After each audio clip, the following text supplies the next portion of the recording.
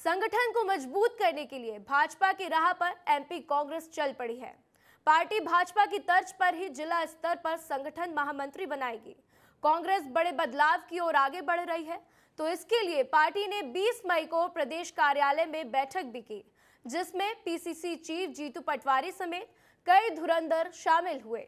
क्या कुछ प्लानिंग की गई, क्या चर्चाएं हुई, आगे पार्टी की क्या नीति होने वाली है, सब कुछ देखिए हमारे इस खास रिपोर्ट में। मध्य प्रदेश में लोकसभा चुनाव खत्म हो चुके हैं। चुनाव के बाद कांग्रेस ने अपने संगठन को मजबूत करने की कवायद भी शुरू कर दी है। पार्टी ने इसके लिए सोमवार को प्रदेश कार्यालय में बैठक की, जिसमें पीसीसी चीफ जीतू पटवारी, लोकसभा चुनाव के प्रदेश प्रभारी भंवर जितेंद्र सिंह, पूर्व सीएम कमलनाथ समेत लोकसभा में कांग्रेस के प्रत्याशी मौजूद रहे। अपनी बैठक में कांग्रेस ने पार्टी को जमीनी स्तर पर मजबूत करने पर मंथन किया। कांग्रेस का मंथन 5 जून से 15 अगस्त तक चलेगा मंथन कार्यक्रम। आगामी नगर निकाय और पंचायत चुनाव की होगी तैयारी। अगले विधानसभा चुनाव के हिसाब से भी होगी तैयारी। बूथ लेवल से लेकर सेक्टर और ब्लॉक के पदाधिकारियों से होगी चर्चा। पंच, सरपंच और नगर निकाय के जनप्रतिनिधियों से चर्चा। जिला स्तर पर होंगी 3 बैठकें। आज से सीएस वीरा राणा और CM doctor Mohan Yadav marathon बैठकें लेंगे, जिसमें विभागों के कामकाज समेत योजनाओं की समीक्षा रिपोर्ट तैयार की जाएगी। तो विभागों की समीक्षा में विभागीय मंत्री भी शामिल होंगे। बता दें कि ये बैठक 5 जून तक लगातार चलेगी, तो साथ ही बजट को लेकर भी चर्चा होगी। तो आज से 5 जून तक लगातार बैठकें होंगी। और आइए आपको ग्राफिक्स की मदद से समझा देते हैं कि कैसे ये बैठक आगे बढ़ेगी। तो 22 मई को पीएचई, श्रम घुमंतु एवं अर्ध घुमंतु जनजाति, जनसंपर्क, सामाजिक न्याय, स्कूल शिक्षा और पर्यटन विभाग की समीक्षा होगी। तो 24 मई को नर्मदा घाटी, विकास विभाग, संसदीय कार्य, आयुष, उद्यानिकी, नगरीय विकास एवं आवास विभाग और साथ ही जल संसाधन की समीक्षा होगी। तो 25 मई को पशुपालन विभाग की समीक्षा होगी।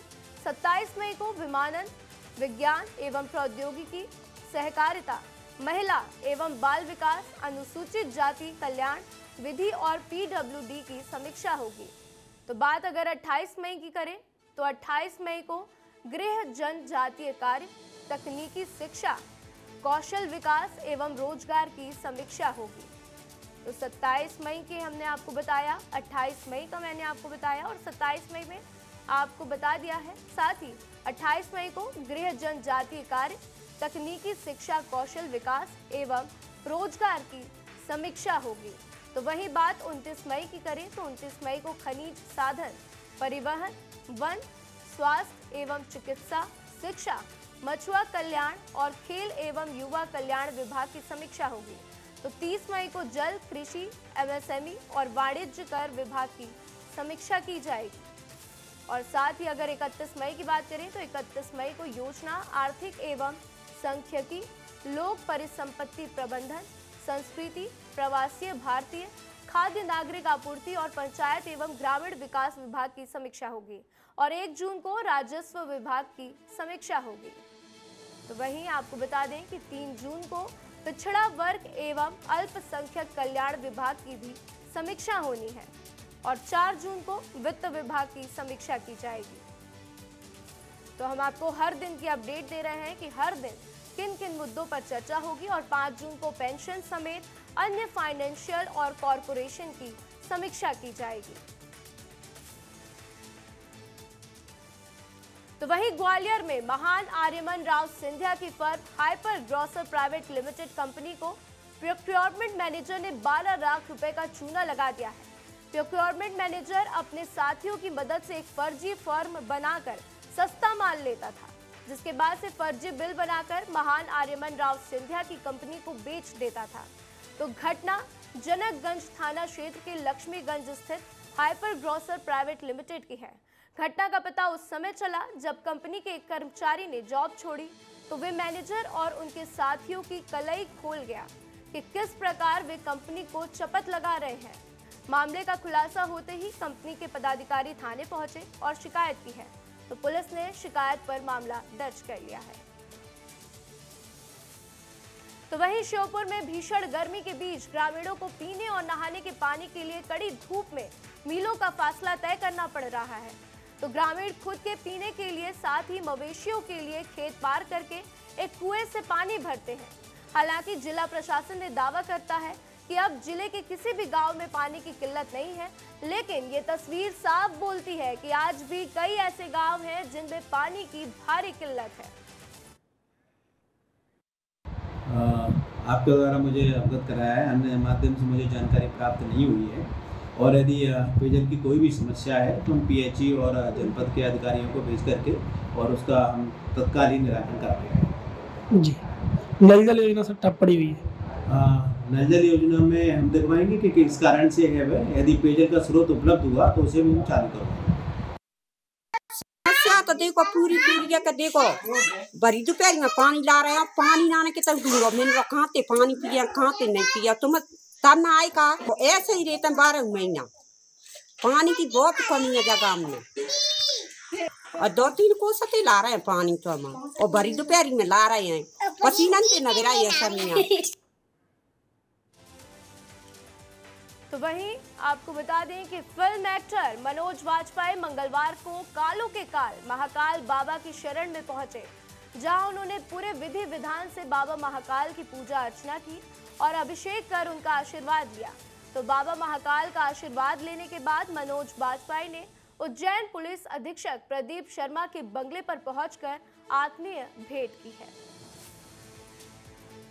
तो वहीं केंद्रीय मंत्री ज्योतिरादित्य सिंधिया की माताजी और ग्वालियर राजघराने की राजमाता माधवी राजे सिंधिया के निधन पर शोक सभा का कार्यक्रम आयोजित किया गया। इस कार्यक्रम का आयोजन भाजपा प्रदेश कार्य समिति सदस्य कृष्णा घाकड़े और युवा मोर्चा प्रदेश कार्य समिति सदस्य अतुल रमेश पाठक ने किया है। तो शोक सभा कार्यक्रम में भारतीय जनता पार्टी के कार्यकर्ताओं ने राजमाता माधवी राजे सिंधिया की तस्वीर पर माल्यार्पण कर भावपूर्ण उन्हें श्रद्धांजलि दी।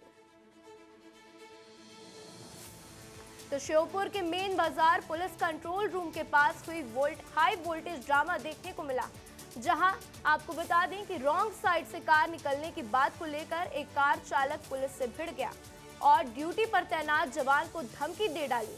साथ ही मीडिया और प्रशासन को जेब में रखने की बात कही है।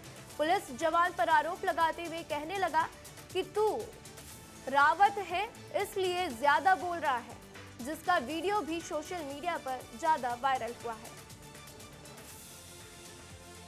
तो कटनी में अनिल इंडस्ट्रीज पर प्रशासन की कार्रवाई छठे दिन भी जारी है। आयकर विभाग द्वारा लगातार ताबड़तोड़ छापेमारी की जा रही है। ताजा जानकारी के मुताबिक कटनी जबलपुर मार्ग पर स्थित एग्रो इंडस्ट्रीज की फैक्ट्री पर आयकर विभाग ने छापा मारा है, जहां 500 अधिकारी जांच में जुटे हुए हैं। सूत्रों की माने तो छापेमारी में 150 करोड़ रुपए कैश सहित अन्य संपत्ति भी की बरामदगी की गई।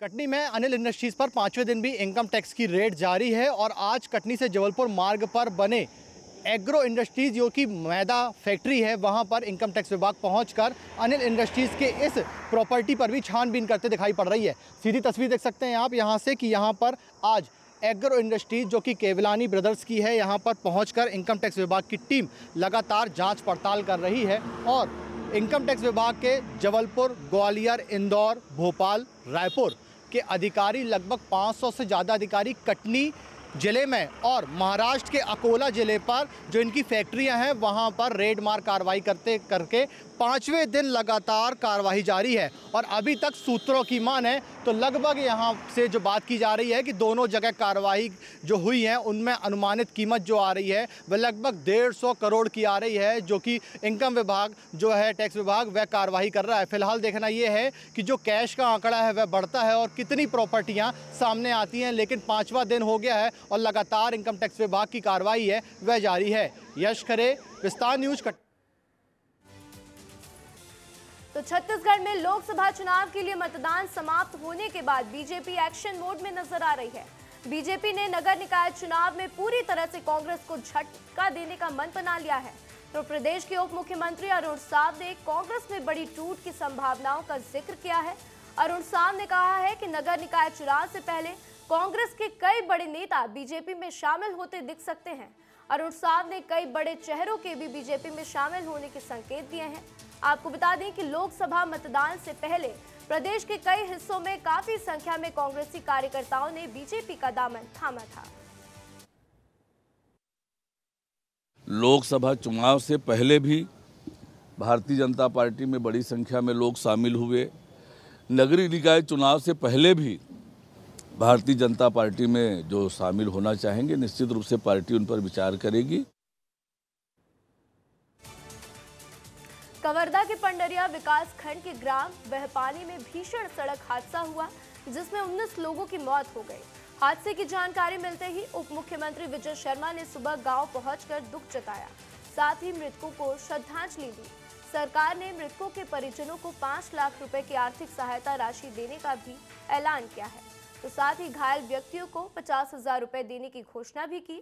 उधर डिप्टी सीएम भूपेश बघेल पर पलटवार करते हुए कहा कि यहां राजनीति नहीं करनी चाहिए। बीरनपुर में उन्होंने क्या दिया, कहने को तो बहुत सी बातें हैं, परंतु ऐसे समय में ऐसी बात नहीं करनी चाहिए। दरअसल भूपेश बघेल ने कहा था कि मृतकों के परिजनों को 50 लाख रुपए और घायल परिवार के लोगों को 5 लाख रुपए सहायता राशि मिलनी चाहिए। कल से ही यहाँ पे डटे हुए आपका गृह जिला भी है, अभी अंतिम यात्रा में शामिल हुए हैं, कैसा आप देख रहे हैं? अरे भैया दुखद है सब कुछ, ऐसे चिता तो कभी देखी नहीं ज़िंदगी में, ईश्वर न दिखाएं कभी, और बहुत पीड़ा है परिवार में। तो माननीय प्रधानमंत्री जी ने संवेदना व्यक्त की है, माननीय हमारे राष्ट्रपति महोदया जी ने भी, द्रौपदी मुर्मू जी ने भी इसमें संवेदना व्यक्त की है, माननीय अमित शाह जी ने, केंद्रीय गृह मंत्री जी ने संवेदना व्यक्त की है, माननीय हमारे मुख्यमंत्री महोदय ने भी, विष्णुदेव साय जी ने भी संवेदना व्यक्त की है। और इन पूरे ही विषयों में सभी लोग गांव के साथ हैं। सर लेकिन दुर्घटना की वजह अब तक स्पष्ट नहीं हुई, क्या वजह? नहीं, उसमें जो लोग बैठे थे गाड़ी में उन लोगों से मुलाकात हुई, तो उनमें इलाज चल रहा है, कोई रायपुर में है तो उनका ऑपरेशन होना है, आज बातचीत हुई। तो उनका ये कहना था कि ड्राइवर ने चिल्लाना शुरू किया कि रुक नहीं रहा है गाड़ी, ब्रेक फेल हो गया है, कूदो।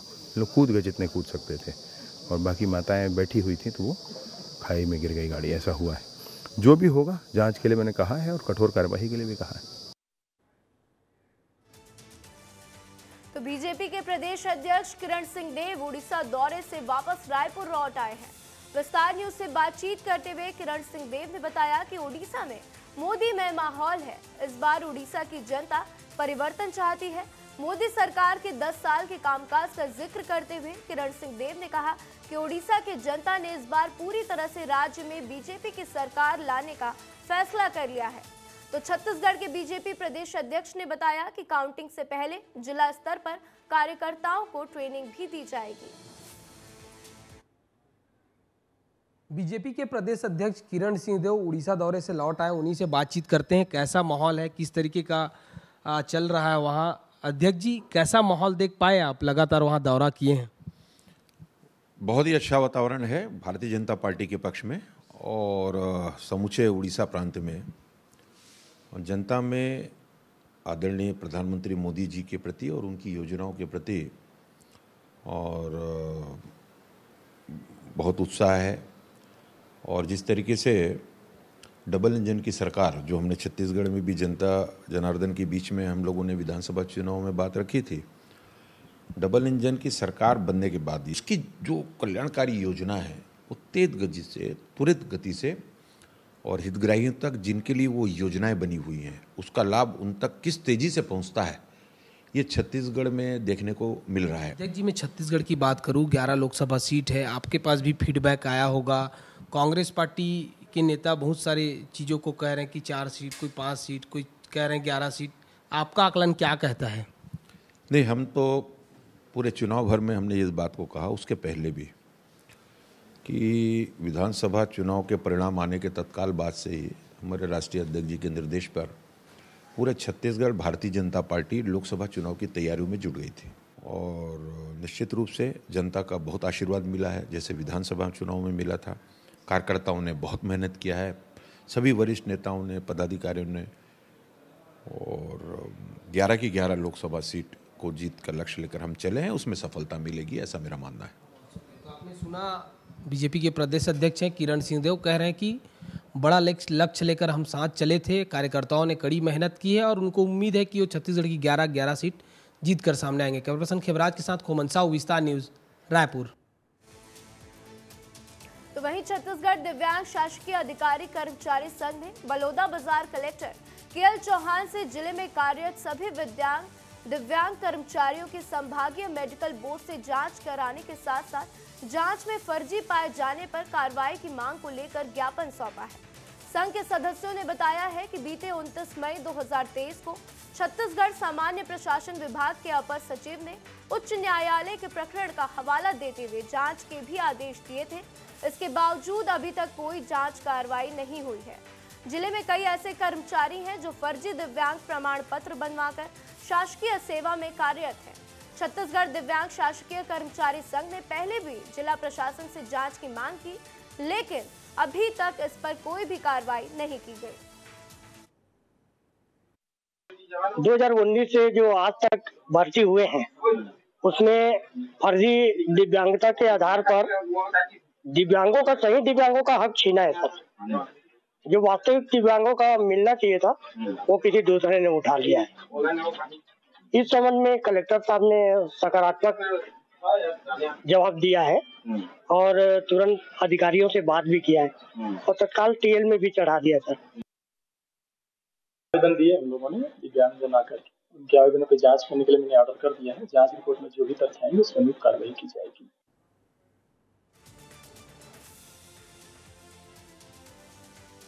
बलौदा बाजार से खबर सामने आई, जहां एक एक्टर को धार्मिक भावनाओं को ठेस पहुंचाना बेहद ही महंगा पड़ गया है। तो एक्टर का नाम दिलेश साहू है, जिन्हें पुलिस ने गिरफ्तार कर लिया है। एक्टर पर गुरुद्वारा के झंडे को निकालकर फेंकने का आरोप है, जिसकी शिकायत होने के बाद ये कार्रवाई की गई है। बीजेपी अपने संगठन को और भी ज्यादा मजबूत बनाने की मुहिम में जुटी हुई है। लोकसभा चुनाव के बाद छत्तीसगढ़ में बीजेपी एक अभियान चलाने जा रही है, जहां प्रदेश के कई नेताओं को बीजेपी में शामिल कराने की पहल की जाएगी।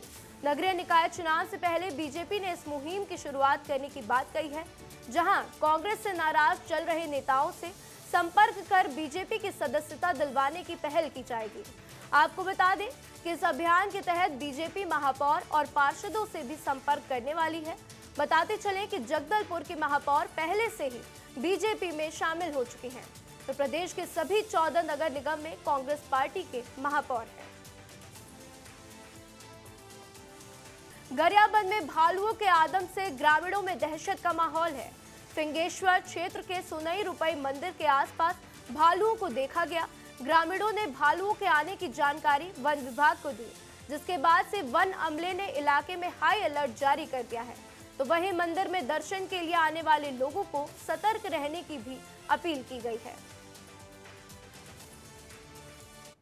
तो मंगलवार को आजमगढ़ जिले की लालगंज लोकसभा सीट से दरोगा प्रसाद सरोज के समर्थन में सपा अध्यक्ष अखिलेश यादव चुनाव प्रचार करने पहुंचे, जहां अखिलेश यादव की जनसभा में भगदड़ मच गई।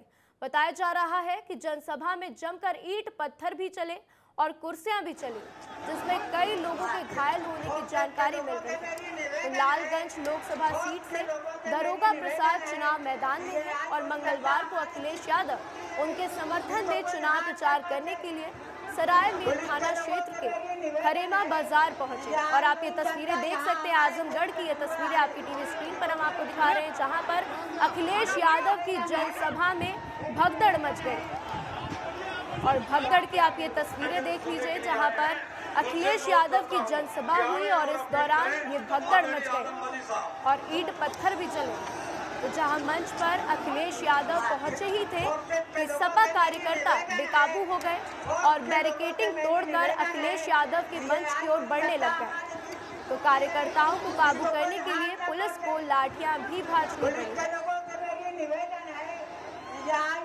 तो वहीं आपको बता दें कि 2 दिन पहले 19 तारीख को अखिलेश और राहुल की रैली में फूलपुर में ऐसी ही भगदड़ मची थी और इसकी भी तस्वीरें आप देख लीजिए।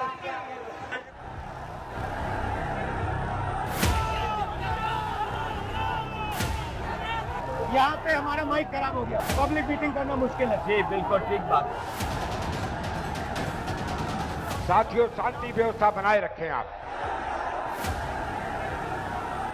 ये पीछे जाओ अपने। साथियों हाथ जोड़कर निवेदन है। ये पीछे जाओ।